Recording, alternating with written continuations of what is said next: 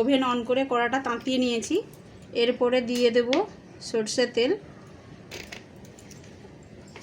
তেল, ফোড়নে দিয়ে দেব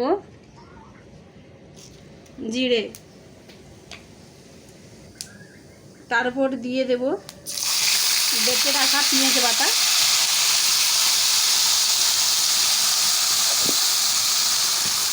পেঁয়াজটাকে ভালো করে তেলে কষে নেব যাতে পেঁয়াজের গন্ধটা চলে যায়। এইভাবে 2 থেকে 5 মিনিট লাগতে থাকবে। পেঁয়াজটা প্রায় ভাজা হয়ে গেছে। এরপরে দিয়ে দেব আদা, রসুন, লঙ্কা এবং টমেটো একসঙ্গে পেস্ট করে রেখেছিলাম, এটা দিয়ে দেব, কিছুটা দিয়ে দেব।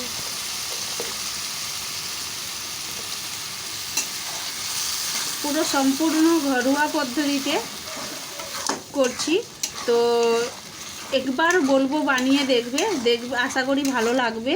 শেষ পর্যন্ত ভিডিওটা দেখতে থাকো। এরপরে এটা আমি কি করব, এই মশলাটাকে প্রায় নাড়তে থাকবো যতক্ষণ এই মশলা থেকে তেল ছাড়ছে।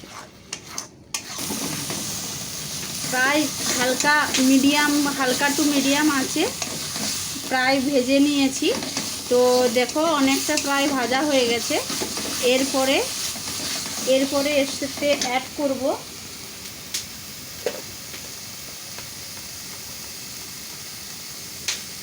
হলুদ গুঁড়ো। কেউ চাইলে লঙ্কা গুঁড়ো অ্যাড করতে পারো, বাট আমি কাঁচা লঙ্কা যেহেতু আগে দিয়ে রেখে দিয়েছি, ঝাল অনুযায়ী লঙ্কাটা অ্যাড করে নেব। এবার এইটাকে নাড়তে থাকবো 2 মিনিট মতো। এরপরে হালকা করে ভেজে রাখা জিরে এবং ধনে গুঁড়োটা অ্যাড করে দেব।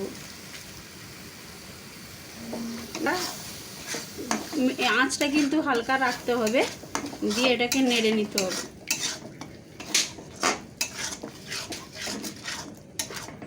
আর 1 মিনিট মতো নেড়ে নিতে হবে যাতে কি হয়, ভালোভাবে এই গুঁড়োটা মশলার সাথে মিশে যায়। ভাজা মশলাটা মিশে হয়ে গেছে। এরপরে কী করবো, পরিমাণ মতো জল দিয়ে দেবো।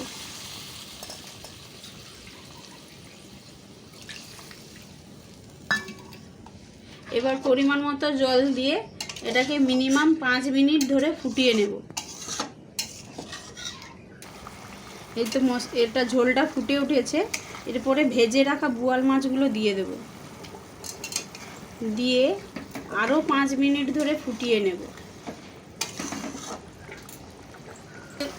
মাছে যেহেতু লবণ দিয়ে ভেজেছিলাম, তাই হালকা পরিমাণে স্বাদ অনুযায়ী লবণ দিয়ে দেবো। 5 মিনিট হয়ে গেছে। তো দেখো এরপরে এটাকে একটা পাত্রের মধ্যে ঢেলে দেব।